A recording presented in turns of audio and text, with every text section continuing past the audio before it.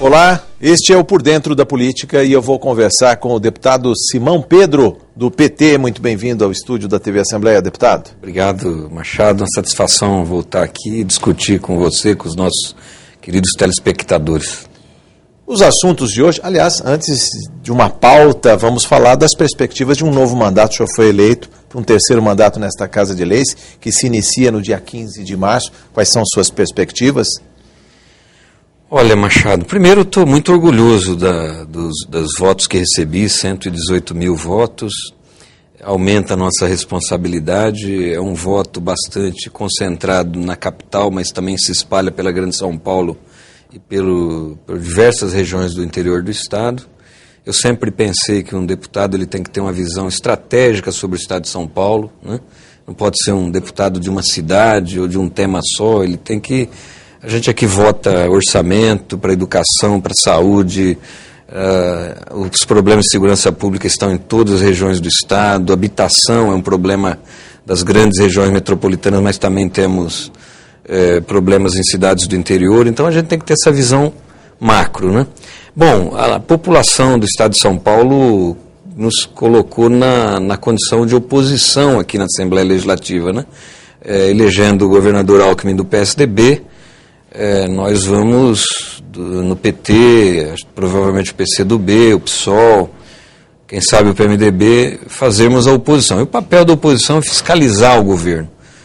Cabe mais a nós da oposição fiscalizarmos. Então nós vamos fazer um mandato muito forte, concentrado nesse tema da fiscalização. Está gastando dinheiro corretamente, está cumprindo os programas, as metas, denúncias que por acaso nos chegaram de alguma irregularidade, nós vamos buscar tomar providência para investigar, encaminhar para setores que têm também competência para investigar. Então esse é o nosso trabalho. Evidentemente que os temas que eu tenho compromisso, assumi compromisso durante a campanha, como melhorar a política habitacional, ampliar os programas de reforma agrária e fortalecimento da agricultura familiar, melhorar a qualidade da educação pública, que até o próprio secretário que entrou, o professor Herman, que é um grande professor, ex-reitor da Unesp, sempre nos tratou com muita deferência, no diálogo, né? Ele deu uma entrevista logo que tomou posse dizendo: precisa melhorar a carreira e o salário dos professores. Precisamos rever esse negócio da aprovação automática. Os professores precisam ter condições boas de trabalho e precisamos inovar nas tecnologias, agregar as novas tecnologias no processo pedagógico, nas salas de aula, que eu até fiquei assim pensando, poxa, ele vai nos deixar sem discurso, porque isso foi a nossa crítica esses 8 anos aqui na Assembleia, né? Então, nós vamos trabalhar em cima desses temas, desenvolvimento regional da Zona Leste, da Mogiana, do Vale do Ribeira, porque nós queremos um Estado regionalmente mais igualitário, mais justo, onde todas as pessoas possam ter o mesmo nível de oportunidade, e aquelas regiões que precisam do impulso do Estado para ter um desenvolvimento, nós vamos buscar trabalhar. Eu hoje mesmo estive com o novo reitor da Unesp para discutir a importância de implementar um campus da Unesp na região da Mogiana, lá em São João da Boa Vista. Já há projetos, propostas. Estive com o reitor da USP essa semana também para discutir como vitalizar o que não é um campus, a unidade da USP lá na Zona Leste.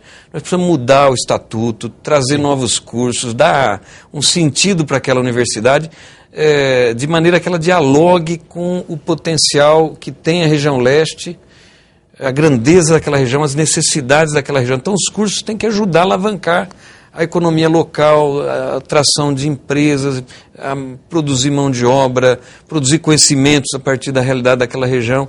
Então esse é o trabalho que nós vamos fazer aqui e espero não decepcionar os nossos eleitores. Em relação ao primeiro mandato, mudou muito o tipo de reivindicação, não só do eleitor, mas eu digo do contribuinte, este que paga a conta desse Estado. Um orçamento de 140 bilhões de reais agora para 2011. Eu digo isso porque o país mudou. há muito mais gente empregada, os salários cresceram, vamos falar dos salários ainda hoje, mas assim, as reivindicações são outras. O senhor voltou a falar aqui em educação, parece que a educação também continua aí não muito bem avaliada, há muito o que se fazer. Quais são as principais expectativas que o povo paulista nutre para essa Casa de Leis em termos de políticas públicas? Olha, Machado, o que eu sinto é que nós criamos alguns instrumentos. Esses instrumentos precisam ser desenvolvidos. Vou dar um exemplo que eu acompanho. A política habitacional. Nós ainda temos 1.200.000 famílias sem casa. A produção do Estado muito baixa. Eu falo, criamos instrumento? Criamos. Por exemplo, criamos o Fundo e o Conselho Estadual de Habitação, que agora, no final de 2010, teve a eleição, né, e a composição. Nós mudamos leis, como a lei do sorteio, alteramos a Constituição no artigo 180 para permitir regularização fundiária de áreas públicas. Aqui para a região metropolitana nós votamos duas leis, a lei da represa Billings e a da Guarapiranga, para permitir intervenções urbanas, né, e proteger os mananciais. Então, mas a impressão é que o Estado patina, é lento, né? Eu acho que precisamos dar mais celeridade nas ações do Estado, nas políticas públicas. Evidentemente que eu defendo competência do Estado, mas também diálogo com a população e com a sociedade civil. A minha concepção de um governo moderno é um governo que propicia a participação da sociedade nas suas decisões. Diálogo que existe entre os entes, governo federal, governo municipal, governo estadual, os governos municipais, eu digo pelas prefeituras. Não basta assim, eu não estou dizendo de conversas informais. Às vezes o secretário é bacana, chama um movimento, uma liderança, mas nós precisamos criar canais efetivos, permanentes. Institucionais. Por exemplo, um conselho de habitação, onde a sociedade civil nomeia os seus membros, onde o governo determina quais são os setores do seu governo que estarão representados nesse conselho, e assim por diante. Eu citei habitação, mas na educação, essa é uma tragédia. Na educação pública, no Estado, reconhecidamente está deixando a desejar. Recurso tem, porque a Constituição determina um valor de gastos permanentes. Precisamos ampliar, né? Então, a arrecadação do Estado, você falou bem, tem aumentado. Só nos 4 últimos anos, o orçamento do Estado foi reajustado em mais de 50%. Não reajustado à inflação, mas de ganho. Ou seja, era 84 bilhões em 2007, passou para 150 bilhões agora. Né? Então é um ganho. E olha a segurança pública, né? Salários defasados, carros desequipados, quebrados. Então nós precisamos ter um avanço muito grande, a população sente isso, parece que a gente patina, não sai do lugar, né? Então nós precisamos de um governo mais eficiente, mais rápido, e que converse com os setores que tem que conversar, que crie os instrumentos, mas que avance nas políticas, porque a qualidade de vida do povo precisa melhorar em muito. Quando o país cresce, melhora a quantidade de salários em circulação, a massa de salários, haja vista que tem mais gente empregada, as pessoas também dependem muito do Estado, dependem menos do Estado. Há um certo relaxamento em algumas políticas também. Eu digo que se perseguem metas, ou seja, se aumenta a arrecadação do Estado de ICMS, logicamente se vai investir mais em habitação. Essa Casa de Leis aprovou 1% do orçamento das receitas do ICMS para a habitação. E habitação popular, a moradia com qualidade. Isso acontece ou não há um descompasso? Eu acho que há um descompasso, né? O orçamento acaba não se realizando, as metas não são cumpridas. Dinheiro é devolvido para o Tesouro. O Tesouro que utiliza em outras áreas, né? Acaba fazendo aquela correria que nem aconteceu no fim do ano passado, né? De ter que a saúde, né? Tem que gastar os 12%, então corre de forma desorganizada, não planejada. Então, qual que é o problema? Eu acho que você não pode colocar um secretário e dizer resolva. Esse secretário, ele não pode ser autossuficiente. Então ele tem que dialogar com os parlamentares, acima de tudo dialogar com a sociedade, com setores organizados. Aí sim eu acho que a política pública vai ter eficiência, né? Porque ele vai tomar as decisões com uma certa pressão da sociedade, né? que ele vai ter que prestar contas com o debate no parlamento, discutindo com as outras esferas de governo, mas ele vai ter que dar mais efetividade, transparência, e vai ter uma certa fiscalização, acompanhamento, né? Sim. Então, por que isso acontece? Porque é um governo que ele fala, fui eleito, a população me deu carta branca. Eu não concordo, eleição, você coloca o governo lá.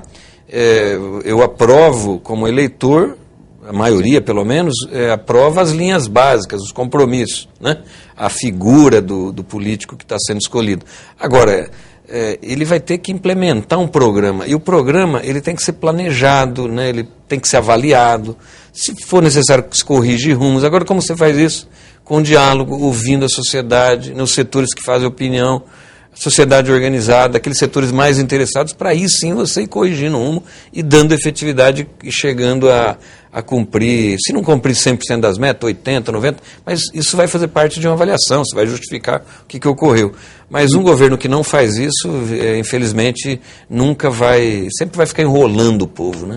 E por falar em corrigir rumos, como usar a máquina pública, o governo do Estado, para reparar desigualdades até históricas? Porque o desenvolvimento da economia, às vezes, traz a ascendência de uma classe que está ali no limbo, vamos dizer, que desaparece, inclusive não é coberta pelo cobertor do Estado. Como fazer para reparar injustiças? São Paulo é um estado rico, mas ele está cheio de bolsões de pobreza, deputado. Olha, eu concordo plenamente com você, Machado. O papel do Estado, ele tem que ser indutor, né? Ele tem que induzir a economia, induzir o desenvolvimento de uma região com políticas públicas localizadas, né? Determinadas para aquela região de acordo com a vocação, com os problemas que ele tem. Ele tem que ser regulador, ou seja, isso aqui não pode, né? Há um setor da economia se sobrepondo ao outro de forma injusta, né? Então o Estado tem que ser esse mediador. E onde precisa colocar dinheiro público para ajudar a induzir, tem que colocar. Olha, por exemplo, o governo federal, todo mundo, você pode criticar um pontinho aqui, se está atrasado ou não, mas o PAC, o modelo do PAC é assim, eu preciso, para induzir a economia, desenvolver os portos, restabelecer a indústria naval, investir em infraestrutura viária, os aeroportos não estão dando conta, na área social, né? Olha, nós precisamos recuperar o ganho da população. Então, é o Estado que não está sendo um interventor ou um Estado autoritário, mas é um Estado participante, ativo, né, e que ajuda a desenvolver a sociedade. Esse discurso de que o Estado tem que ser neutro, mínimo, esse é um discurso ideológico daqueles que querem que o mercado não seja incomodado, né? Mas nós o mercado já deu provas na crise de que não é que isso bastante é uma balela, né? Que isso não deu certo em lugar nenhum do mundo. Recentemente, essa crise financeira internacional, qual foi onde que nós identificamos o problema? É o Estado ausente, né? Então, onde o Estado não regula, não fiscaliza, não acompanha, dá esse problema. Então, você citou o caso do Estado de São Paulo. Vamos pegar, por exemplo, uma região extremamente populosa, adensada, que é a região leste, né, que é uma região dormitório. O que o Estado precisa fazer? Tomou algumas decisões. Vamos melhorar o viário, terminar já com o pêssego, que é uma importante via de escoamento da produção, que pode facilitar a implementação de indústrias ali para gerar emprego local, a implantação da USP, sim, porque vai induzir a formação de quadros. É lógico que os cursos da USP têm que ter um diálogo ali com aquela região. Agora nós lutamos lá na região para ter uma universidade federal, uma escola técnica, formar mão de obra. Então, esse é o papel do Estado, né?